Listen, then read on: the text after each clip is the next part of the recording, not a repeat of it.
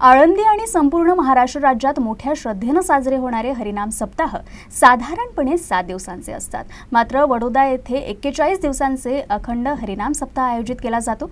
विशेष म्हणजे ही परंपरा तब्बल 71 वर्षांपासून जपली गेली आहे। यंदा ज्ञानेश्वर माऊलींच्या संजीवन समाधीला 729 वर्ष पूर्ण होत असल्याने या वर्षीच्या सप्ताहाला अधिक आध्यात्मिक महत्त्व प्राप्त झालंय। जगभरात हरिनाम सप्ताह 7 दिवसांचा असतो, मात्र वडोदरा गावात 41 दिवसांचा अखंड हरिनाम सप्ताह आयोजित करण्यात येतो। विशेष म्हणजे या 41 दिवसांच्या कालावधीत अखंड वीणा वादन म्हणजे वीणा हे पारंपरिक वाद्य सतत वाजवलं जातं। हरिनाम सप्ताहादरम्यान वादन एक क्षणासाठीही न थांबणे ही या परंपरेची वैशिष्ट्यपूर्ण ओळख आहे। संपूर्ण परिसरात हरिनामाचा अखंड नाद, भक्तांचा सहभाग आणि संत परंपरेची आध्यात्मिक छटा यामुळे वडोदा गावात उत्साह आणि भक्तिभावाचं वातावरण निर्माण झालं आहे।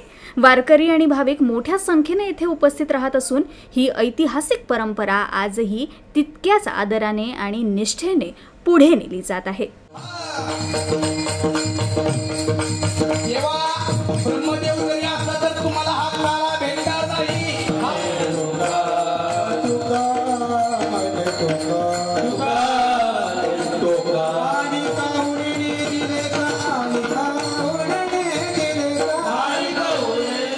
श्री संत ज्ञानेश्वर संजीवनी समाधी सोहळा वडोदा येथे दरवर्षीप्रमाणे यंदा भी यावर्षी साजरा करण्यात आलेला आहे।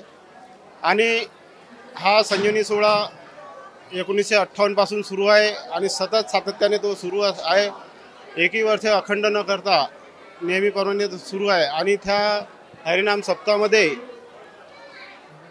इथे दररोज हरिपाठ होतो, भजन होतो आणि 24 तास त्यांची ज्योत जळत राहते।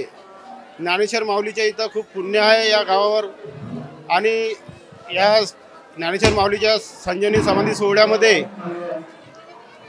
भागवत कथेचं ग्रामपंचायतच्या वतीने आयोजन केलेलं होतं। श्री शंकर महादेव विठ्ठल रुक्मिणी मंदिराबाबत दरवर्षीला श्री संत सम्राट माऊली ज्ञानेश्वर महाराज संजीवन समाधी सोहळ्यानिमित्त 41 दिवसीय अखंड हरिनाम सप्त्याचे 1958 पासून नित्याने लगातार 41 दिवसीय हरिनाम सप्ताह सुरू झालेला 68 वर्ष होत आहे।